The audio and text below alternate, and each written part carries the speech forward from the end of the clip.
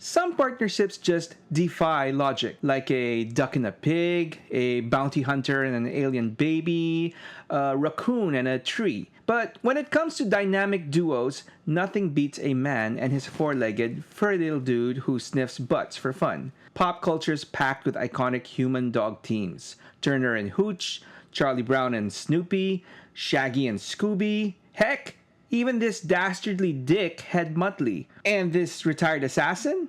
Well, let's not go there. These are timeless pairings you just can't picture apart. Sort of like coffee and cream, peanut butter and chocolate, mac and cheese. And in the world of G.I. Joe, a real American hero named Law, and what else? An explosive sniffing trained German shepherd named Order.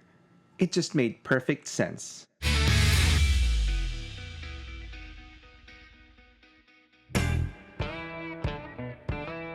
Are you familiar with the story of Hachiko? He was a dog in 1920s Japan who walked his owner to the train station every morning, then came back every afternoon to wait for him.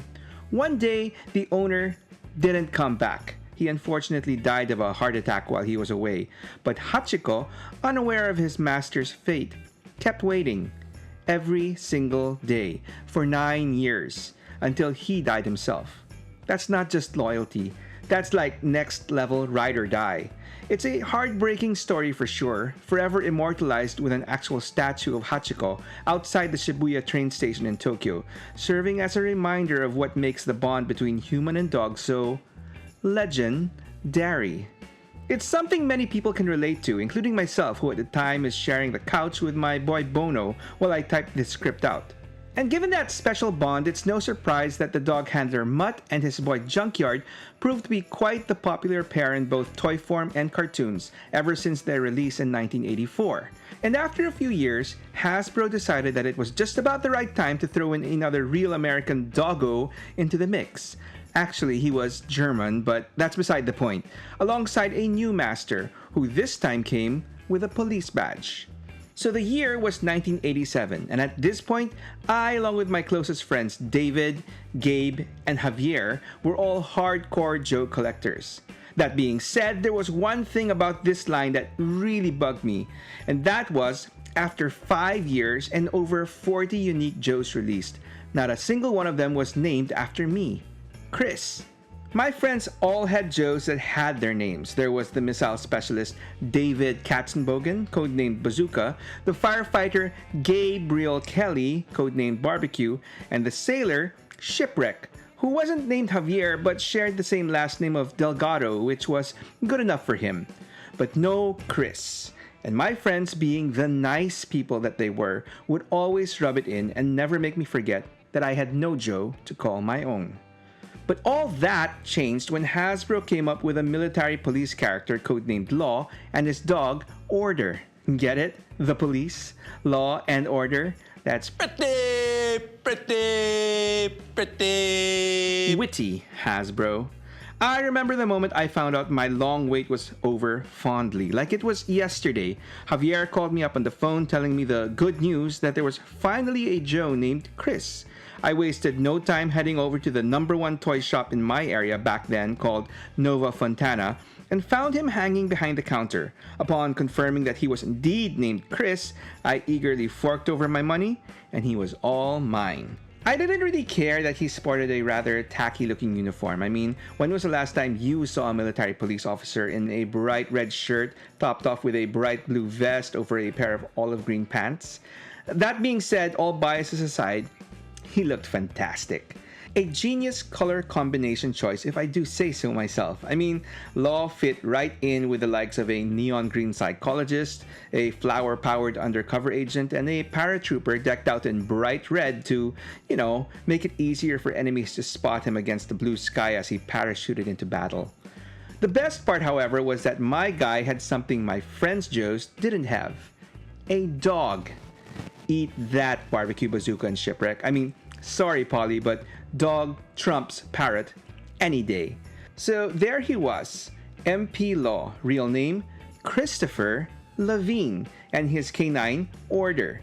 Law's file card described an individual who acts as the defensive line for an elite unit like the Joes. The kind of guy that the bad guys are going to send the best they have against. Unfortunately for them though, their best is not enough to get past Law and Order. You don't want to mess with him and that dog of his. Chew your leg right off he will. And after that, you still have to deal with the dog.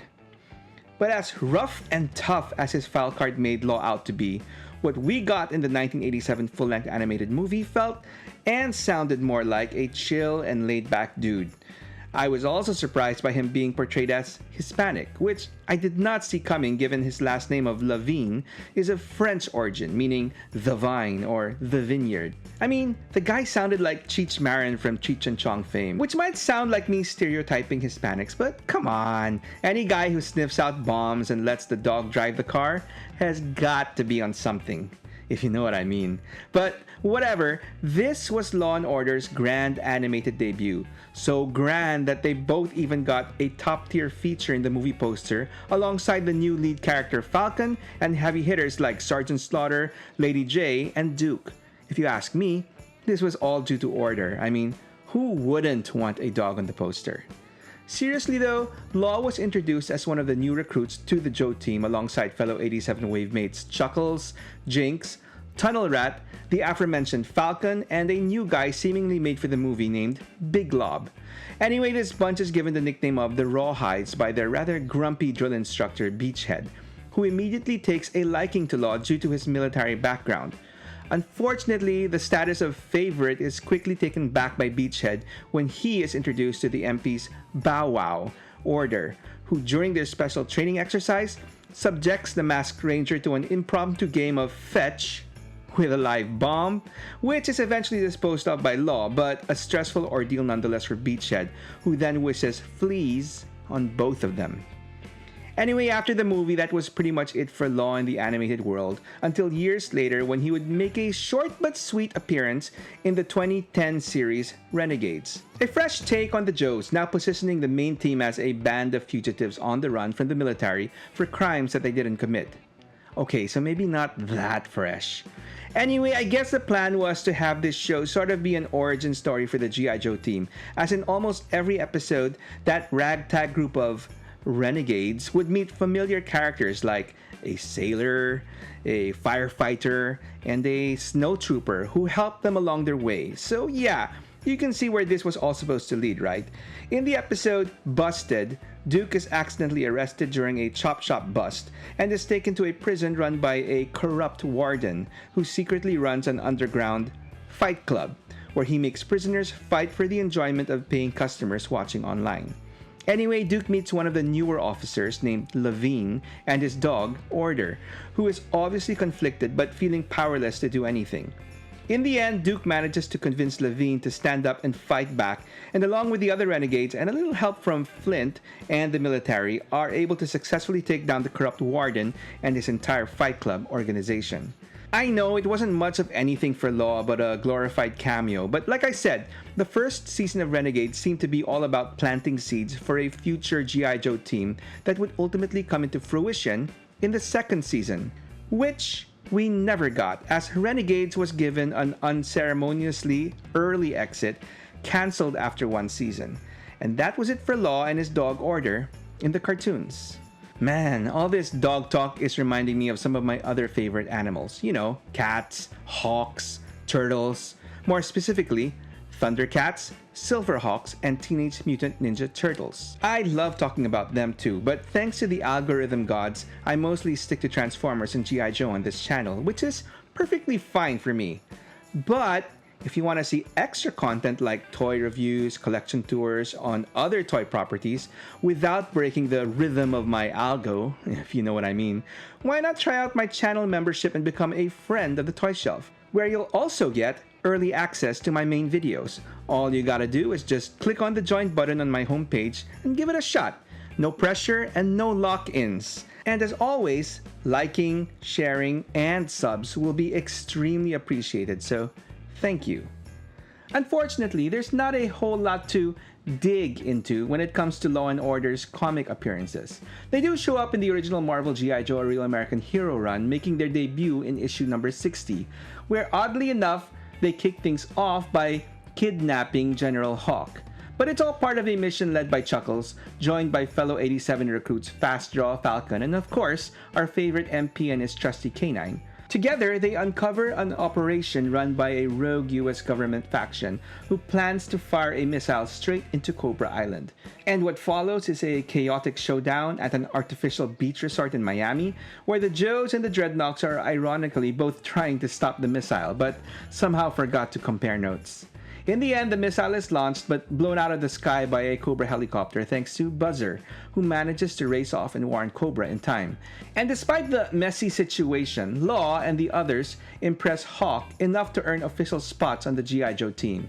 So, not a bad start for the new recruits. One more issue worth mentioning is in the pages of the IDW comics, wherein Law and Order actually have a solo featured adventure where MP and K9 take on a Cobra squad composed of a Techno Viper, a Toxo Viper, and a couple of Night Vipers in the bowels of the G.I. Joe headquarters, the Pit. As the story goes, Law and Order successfully stop them from unleashing some VX-21 nerve gas on the unsuspecting Joes. Okay, well actually, before they're dispatched, the Cobras do manage to unleash the gas. But Law is able to keep himself and Order alive with the enemy's airtight helmets, and is successful in dispersing said gas into the sky by activating the Pit's exhaust fans. Now, while both the cartoons and the comics give us pretty entertaining portrayals of Law and Order, at the end of the day, at least for me, it was all about the toy, the first G.I. Joe action figure named Chris. And over the years, while he may have not reached the same heights of popularity as the original dog handler Mutt, I don't think Law did pretty bad for himself on the action figure front, starting with the very first one, who actually had another interesting detail about it that every Joe fan, not just the ones named Chris, can appreciate, and that would be his head sculpt, which was modeled after a real person, Mr. Kirk Bozigian, who was the G.I. Joe product manager and one of the key marketing minds behind the success of the line at Hasbro during the 1980s. So yeah, if anyone deserved to have a G.I. Joe modeled after him, it definitely would have been Mr. Bozigian. Apart from that though, some other interesting bits I found online from the notes of creators Ron Rudat and Mark Pennington was that initially, Law wasn't even named Chris. His original name was Wolfgang J. Herrera, which I guess was the reason why he was Hispanic in the movie. Oh, and his original code name was Riverboat. Yeah, I can't explain that one. And finally, the original idea for Law was that of a more casual MP, a rebel of sort. You know, the type who would have the Beach Boys plastered on his bright red shirt, which thankfully they ultimately left off. Hey, don't get me wrong, I'm a huge fan of the Beach Boys. I just love pet sounds. Rest in peace, Brian Wilson. So with once again all that being said, before the original A Real American Hero toy line ended in 1994, we got two more versions of Law. Unfortunately though, without his furry pal Order. The first was a straight-up green and tan recolor of the OG figure in 1990, now as part of the Sonic Fighters sub-team, and as such, traded in poor order for a whole plethora of weapons and a ginormous backpack. Like, it was so big, I think you could fit an entire dog in there. Okay, sorry. Anyway, in 1993, we got a brand new sculpted design for Law as part of the Battle Corps team, fully armored up from head to toe, making him look more like a futuristic soldier than a military police officer. But hey, it was a new take and looked cool, I guess, but unfortunately, still no dog. We would have to wait years for Order to finally make his return in a rather unspectacular way. In the early 2000s, G.I. Joe Toys made a surprise comeback with a new 25th anniversary line, which featured newly sculpted and articulated versions of our favorite 80s Joes like Barbecue, Bazooka, and Shipwreck. But unfortunately, no Law. There was a glimmer of hope though in 2009 when Law was announced to be part of a special movie-themed 5-pack. Unfortunately, this turned out to be a lazy attempt for a quick buck on the part of Hasbro, as the 5-pack consisted of a bunch of similarly uniformed Joes sporting the same generic desert camo. The only real indicator that this new dude was supposed to be Law was that he came with a dog. So, yay? Order was back. But unlike his updated master, this Order was practically the same pack-in accessory from the original release, right down to his comically oversized collar and leash. Now, Return of the Dog aside, this was definitely not gonna cut it for me.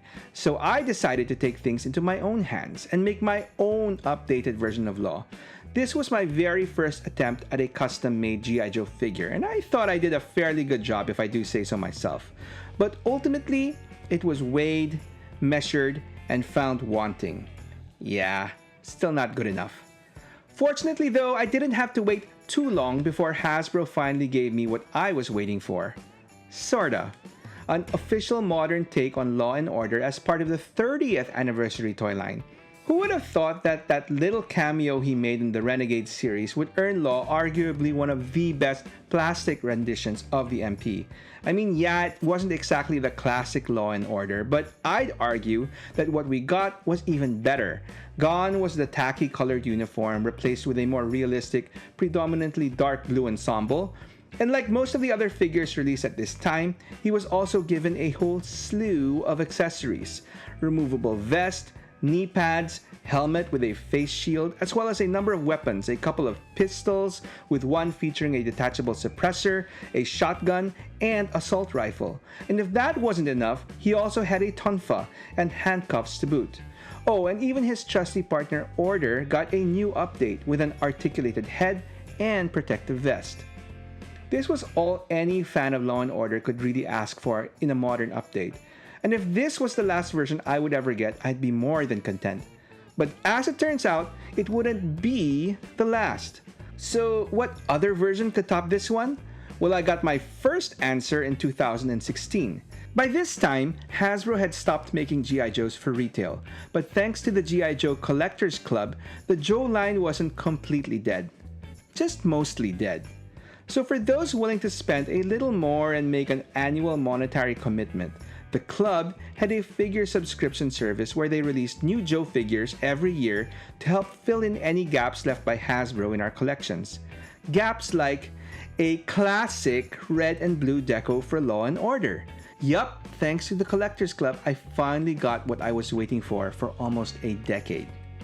But that wasn't the end of it, as while I did have to wait a little while longer, Law & Order would eventually also make their debut in the larger 6-inch classified line in 2025. Full disclosure, I'm still waiting for mine to arrive, but he's coming. Of course, we had to wait until after Hasbro gave us a classified Barbecue, Bazooka, and Shipwreck, but whatever. Classified Law & Order does exist, and he looks glorious. With enough reverence to the original design, but just muting the colors down a tad bit for more modern realism. And looking a hella lot better than my friend's Joe's.